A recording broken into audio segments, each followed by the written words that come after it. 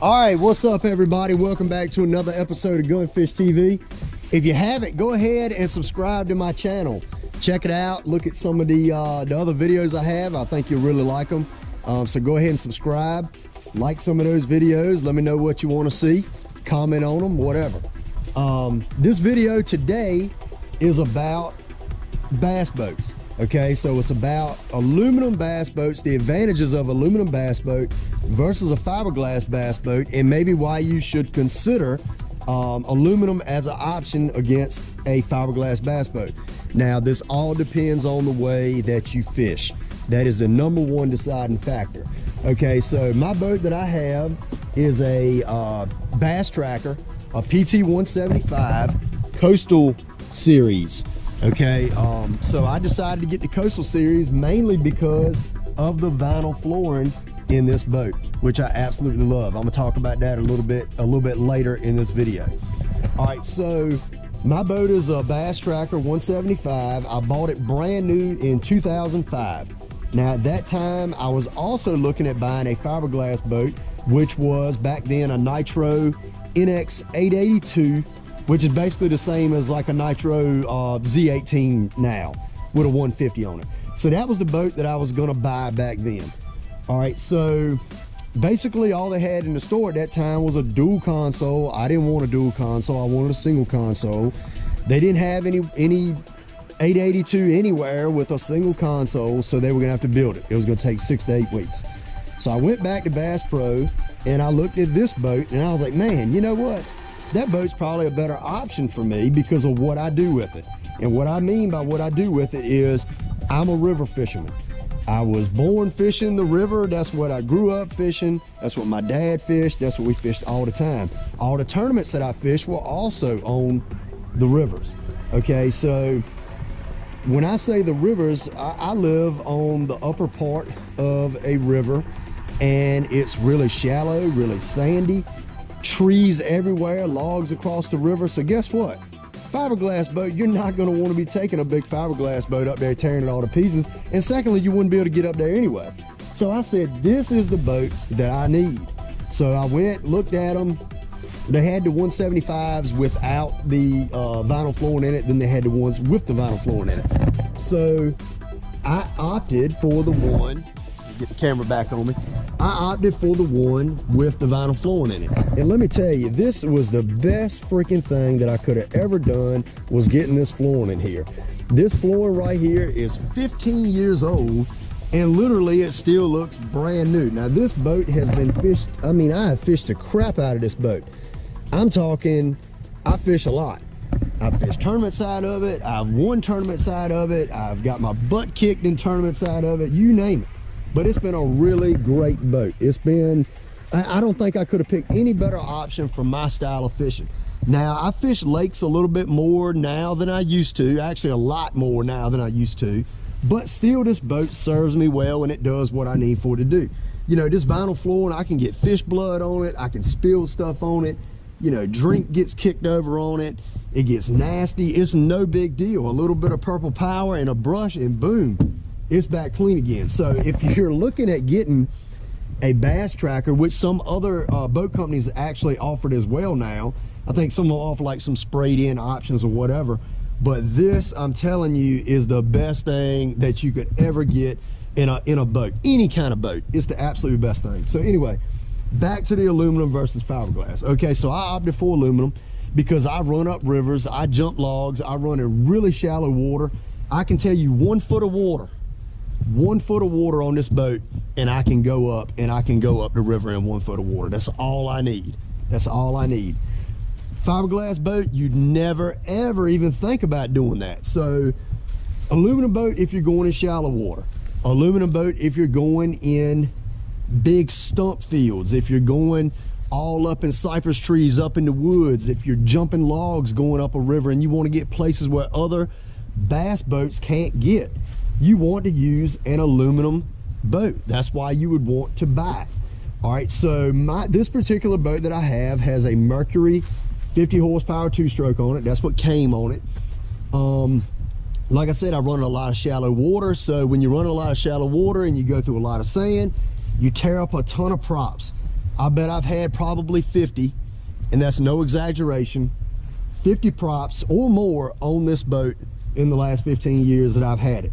So I currently have a 14 pitch 4-blade Spitfire on it right here at this moment. That prop does okay, but it's not the best prop for it. The best prop that I found for 50 on this boat is a Turning Point 13, a 10.5 by 13. That's the best one that I found for this boat. All right, so a little thing that I did to this motor that has saved me a ton of trouble, a ton of headache, is my P-tube here. I added a piece of clear plastic tubing with a much larger hole in it. Now, the reason I did that was because when I'd run up the river and I would be sucking sand in my motor because I'm going wherever I need to go to catch these fish, well, my darn P-tube would clog up. And then you don't know, that's an indicator to let your motor know that it's being cooled by the water, whether your water pump's working or not. Well, if it's not peeing, well, guess what? You know, you don't know if your motor's overheating. You don't know what's going on. So this right here allows that sand to come out, spits it out, sand, mud, whatever, and it doesn't get clogged up. Since I've done that, it is not clogged up, not one time. It is all, I mean, I've had straight brown water coming out of that P-tube, and it'll spit it right out because that hole's so much bigger. So that is a must-do thing if you're having problems with sucking sand up, sand, mud, stuff like that, trash up in your motor. All right, so I've done a few little things to my boat to make it a little bit more lake worthy and you know, fishing tournaments and stuff like that. Because most of my friends have big fiberglass bass boats. So when I say big, I mean, you know, 18.5 foot and larger with 150s on them. So I have this boat, you know, so I'm, you know, they go with me places they can't take their boat, but I can use my boat at places where they use their boat. So, you know, that's a little bit of advantage of a aluminum boat. You can do a little bit of everything. But so anyway, I took the center seat out of this boat and I added a 3/4 inch plywood step, carpeted it, you know, up under here is storage. Up under here, got my worm, soft plastics and everything under here. Got my GoPro, chesty mount, all that right there. So that right there is a big help when you're stepping out of the center of the floor. You're stepping on there, going back to the back. Of course, live well here. I have the divider in it. Got some natural light cans in there from where Butler fished with me. And my NOS can, of course. Drink stuff here. So anyway, I have added an Elite 5 unit right here at the dash. All right, so I have an Elite 5 right here. I put that on there, I don't know, several years ago. It's been a good unit, but I'm looking at replacing it here soon. And then I have a Hook 7 up here on the front. Really good unit for the money. Now they make the Hook 2 and they make the Elite TI, and I'm looking at maybe upgrading it to a 9, but right now I have a 7 on it. It does everything I need for it to do. So dry storage is here. Then I have, you know, other storage here. Got spare prop. And when I say chew on a prop, I don't know, pretty sure y'all can see that. Try not to even cut my hand on it. But that's what my props look like after a few months, because I go up into rough stuff. Toilet paper, of course, peroxide, rope, all that. All this is storage, and it goes up to, you know, about right in here. So I have good storage right here in this boat. And then rod locker right there. And then I got my tub of soft plastics, as if I don't have enough already. Got a tub of soft plastics here. And I got probably 100 freaking pounds of soft plastics in this boat right now that I need to go through and get out. But one of the biggest things that I've done to this boat, one of the biggest performance upgrades, and it's an absolute must-have, whether you're fishing in a lake in high winds or you're fishing a river with heavy current, is the trolling motor. Now, I took this boat, came with a 46-pound thrust 12-volt trolling motor. I took that off, put a motor guide, Tor 24-volt 82-pound thrust trolling motor on this boat.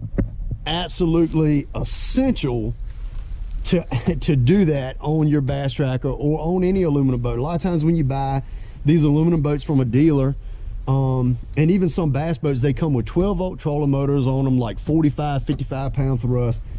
The first thing you need to do is take that freaking thing off and put a 24-volt, at least 70-pound thrust trolling motor on there, and get that thing where you can fish it in some wind and where you can fish it in some current, because if not, you're gonna be burning down your trolling motor battery. You're not gonna be able to fish, and you're gonna say, well, it's too windy, I can't go out today. That's not the case with me. I can go out there and I can get on the freaking water and I can fish. All right, so this is where this is the biggest difference between an aluminum boat and a fiberglass boat. Okay, this is going to be your biggest difference, and this is going to be your deciding factor. All right, my aluminum boat has done me extremely well through the years. Like I said, I've had this boat 15 years. I fished bass tournaments out of it. I fished some big bass tournaments out of it, and it served me really well. I've fished some tournaments where I've ran over 80 miles in one day on this freaking boat. All right, so it doesn't limit you to where you can go. You're not gonna go as fast. Now look, some aluminum boats, and I'm actually thinking about, I'm actually may upgrade boats here shortly. I'm not sure. It's hard for me to get rid of my boat. I've had this boat a long time and it's done me really well. But let me put it this way. If I buy another boat, if I buy a bigger boat, and I've looked at fiberglass boats a ton, just looked at one the other night. But if I buy another boat, I'm gonna get, if I upgrade to a larger boat, I'm gonna get an aluminum boat. I'm probably gonna get actually a Bass Tracker 195 with the vinyl flooring in it, because they offer that, with a 150 Pro XS on it. And those are extremely nice boats. 24, I put a 24 volt trolling motor on the front, which you can order it with that. And that boat is like 33,000, brand new, 18 foot 9 inches long, I think. Massive beam on it. The beam width is wider than a freaking Z21. So it's a really nice boat. And that boat will run like 65 miles per hour with a 150 Pro XS on it. So if I bought another boat, that's what it would be most likely. I've looked at Express, I've looked at Polarcraft, I've looked at Alumacraft. All those are really nice boats as well, but my Bass Tracker served me well, so that's probably why I would lean that way. But like I said, difference between a fiberglass boat and an aluminum boat. So if you get a bigger boat with a bigger aluminum boat on it with a 150, well, speed isn't that big of a deal. Okay, speed isn't that big of a deal. Handling, you know, rougher water, if you have a bigger aluminum boat, that's not that big of a deal, because now you can get actual, like, legit bass aluminum boats. The market is lean that way. You know, you got Ranger, Triton, you got those guys making, you know, big aluminum bass boats. So, but the thing about aluminum versus fiberglass, the #1 biggest factor.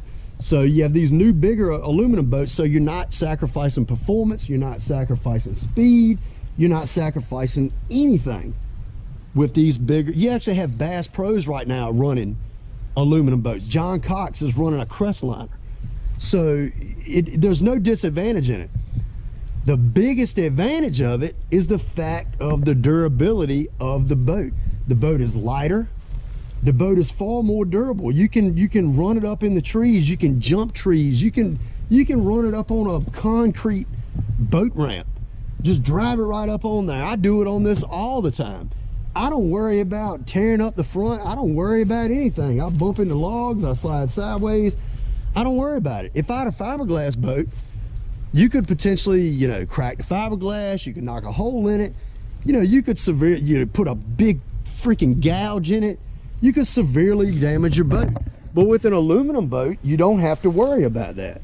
So now with the market leaning towards aluminum, and you have all these big manufacturers making them, you're not losing, you know, you're not sacrificing anything by having one. You're only gaining things by having one. Now, my sacrifices that I have on this boat are, it's a 175, so it's not as big as a, you know, a 18.5 foot, 19, 20 foot bass boat. You know, I have a 50, so I'm running, you know, 32, 33 mile per hour. I'm not running 65, 70. But I tell you what I'm doing while I'm running 32, 33 mile per hour, I'm saving on gas like crazy.